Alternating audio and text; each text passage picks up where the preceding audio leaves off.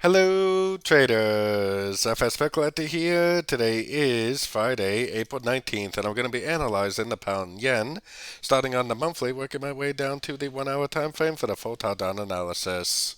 So in the pound yen, I'm still definitely looking at this as a very, very clear ABC correction, and I also think that it's extremely clear this is a 1, 2, 3, and I think it also is likely to go up and take out the high of wave A before we get that bigger pullback for the wave 4 and another push up for wave 5. So I am definitely looking at this from anywhere to 6 months to a year before this uptrend actually ends. Heading down to the weekly time frame, I think this is where you can start to see the subdivisions because this is the 1, 2, and then I think this is a 1, 2, 3, 4, 5 of wave 3.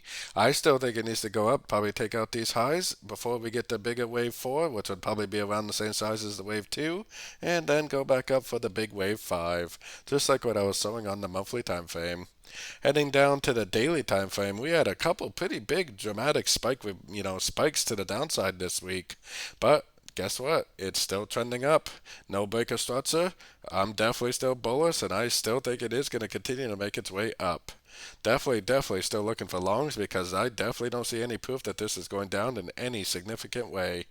So going down to the 4 hour time frame, it just looks to me like a bunch of ABC corrections. 1, 2, 3 waves down, continue up.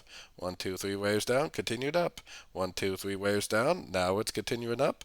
I'm sure there's probably going to be some more ABC corrections along the way, which in a way is really good news for us because that gives us opportunities to go long at the end of those ABC corrections for people that are focused on going long because this is a 4 year uptrend right now, and I'm definitely not looking to identify the end of a 4 year uptrend.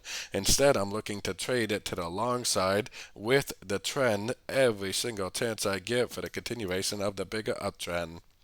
So taking it right down to the 1 hour time frame, I know one thing is I would not try to go long now, and I definitely wouldn't try to go short because this looks like the end of an ABC, which means it probably will go up and at least retest those highs. I think at some point it is going to break those highs. Maybe it'll go back up to those highs, make another pullback, and then continue up from there.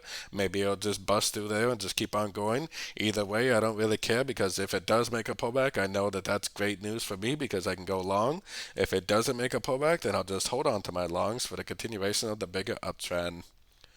So don't forget to join my free Discord group, which is linked down here in the corner. And don't forget to check out my membership program that gives you access to the daily live trading sessions and access to all my swing trade setups by signing up at my website, fxpipcollector.com. As always, thank you and happy trading.